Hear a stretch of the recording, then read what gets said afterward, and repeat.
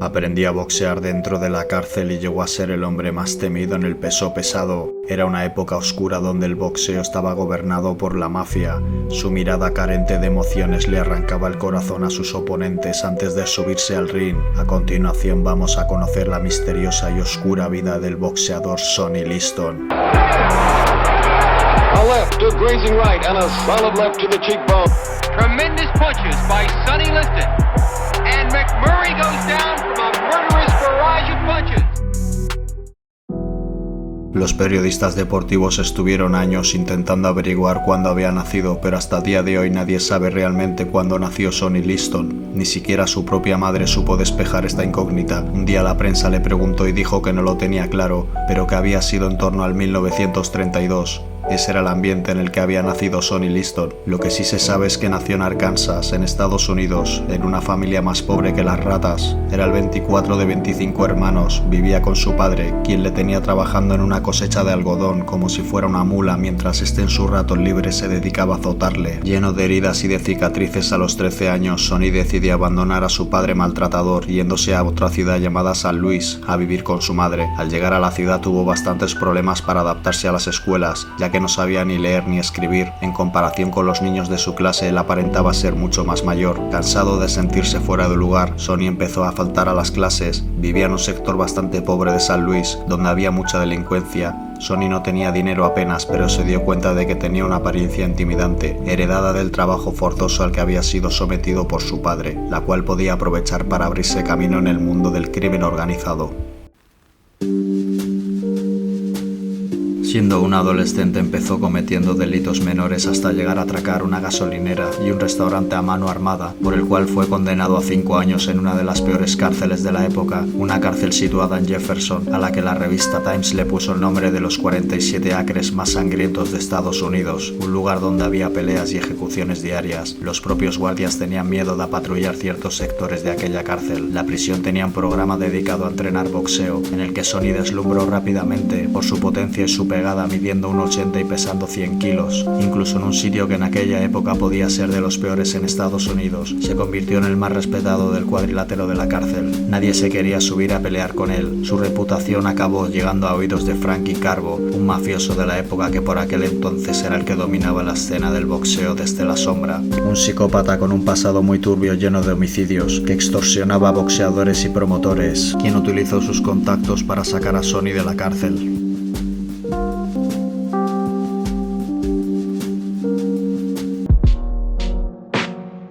Thousands and thousands of pages of testimony and evidence on this table all point towards one inescapable conclusion, and that is that during the period from 1947 through 1960, racketeers and underworld figures dominated and controlled the so-called sport of professional boxing.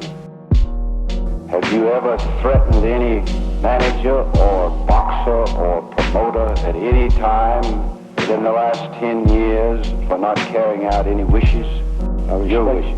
I respectfully decline to answer the question on the ground that I cannot be compelled to be a witness against myself.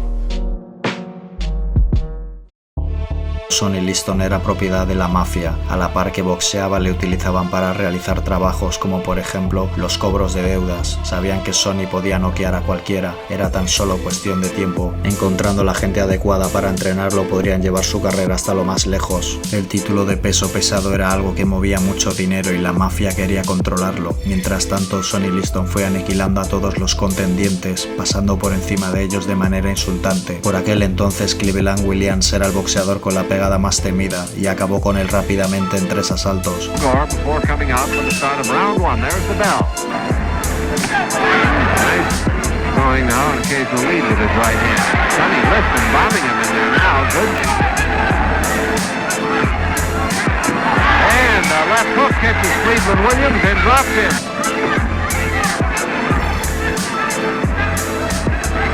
Liston stays in close. He gets all the better of it with Cleveland Williams. Williams along.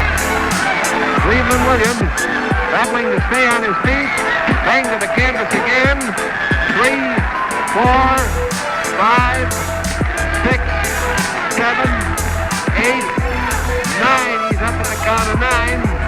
into the corner, and it's stopped. Después hicieron una revancha en la que lo finiquitó en 2. Wayne Betea era un boxeador veterano en la división y acabó con él en 69 segundos arrancándole 7 dientes. Sonny Liston parecía un gigante al lado de sus oponentes. Tenía manos de 38 centímetros y necesitaba guantes hechos a medida. La mafia, que era conocida por amañar los resultados de las peleas, ni siquiera tenían que preocuparse por las de Sonny Liston. Tenían en su poder la joya de los pesos pesados. Algunos expertos opinan que tenía el mejor jab de la historia del boxeo.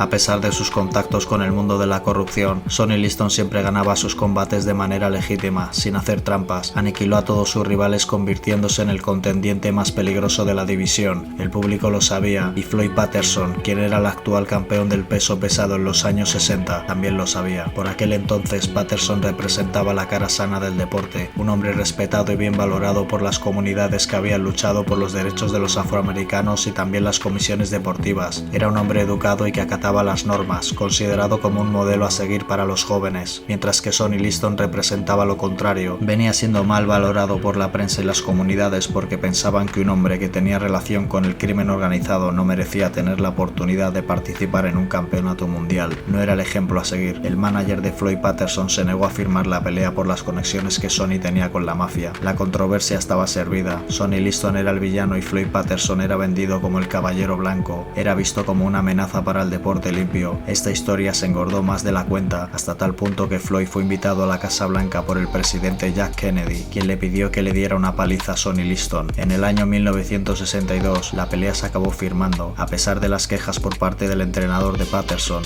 el famoso entrenador Cus D'Amato. Mientras que los púgiles entraban al ring, Sonny Liston era abucheado y Patterson era aplaudido. El miedo se notaba en el lenguaje corporal de Patterson. Comenzó el combate y Sonny Liston masacraba al campeón del pueblo en tan solo un asalto.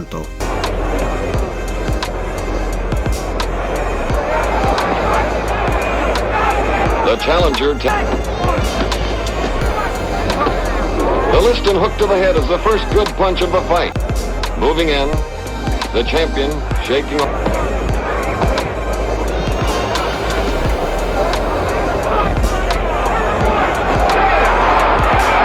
A left to grazing right and a solid left to the cheekbone. Drop the champion.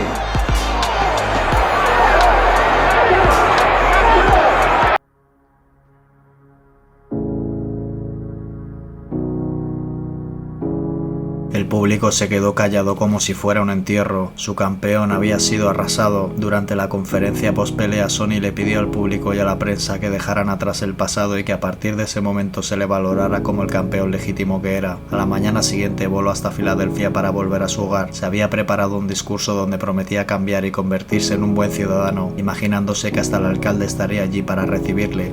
Al llegar al aeropuerto de Filadelfia se encontró con que allí no había nadie. Este hecho terminó de destrozar las emociones del campeón, quien tras 29 años había conseguido el sueño de su vida con el que esperaba poder redimirse y dejar de ser visto como un villano, y se dio cuenta de que nada había cambiado. Para la prensa y el público seguía siendo etiquetado como una mala persona dentro y fuera del ring, cosa que terminó de quemar al campeón y finalmente terminó por adoptar el papel de villano. Empezó a confrontar a la prensa contestando cuando le daba la gana o contestando apenas con una palabra. Llegó un momento que el nombre de Sonny Liston abarcaba las portadas de los periódicos más que las secciones de deporte. Incluso siendo el campeón de los pesos pesados, era acosado por la policía. Año después de su victoria por el título, Patterson le preguntó por una revancha y Sonny aceptó. El combate solo duró 2 minutos y 10 segundos. Ni siquiera habiéndose proclamado 2 veces como campeón mundial, a Sonny Liston se le seguía negando la aceptación del público, por lo que Sonny desistió diciéndole al público que le trajeran otro.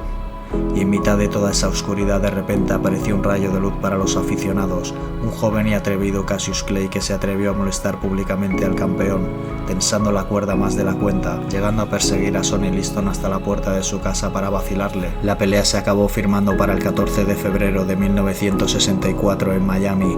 El combate comenzaba con un Cassius Clay imponiendo su velocidad y su estilo sobre un sorprendido Sonny Liston, que hasta ese momento no se había enfrentado a un atleta con un estilo parecido.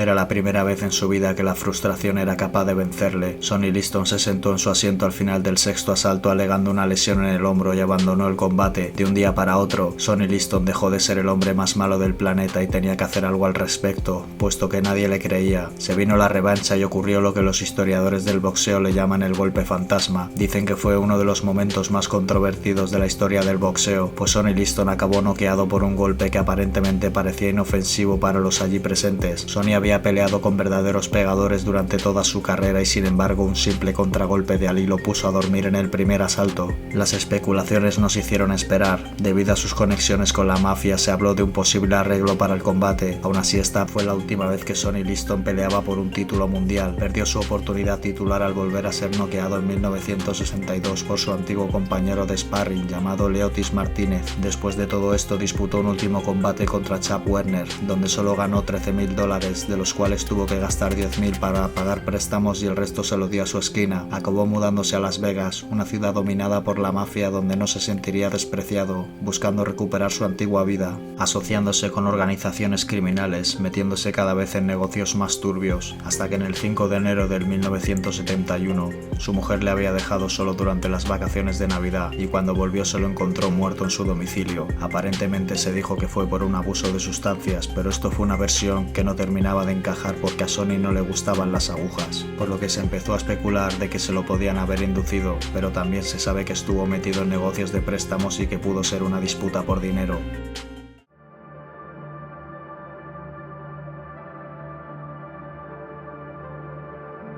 Con todo esto nos damos cuenta de que la vida de Sonny Liston fuera del ring fue un misterio desde su nacimiento hasta su muerte. Nadie sabe qué día nació y tampoco se sabe con exactitud qué día murió ni por qué. Las conspiraciones alrededor de su muerte no han cesado hasta el día de hoy. Sonny Liston vivió una vida trágica pero a la vez rellena de triunfos. Buscó vivir una vida normal y el mundo nunca le dio una segunda oportunidad. Eso fue lo que le hizo tomar las malas decisiones que lo acabaron enterrando.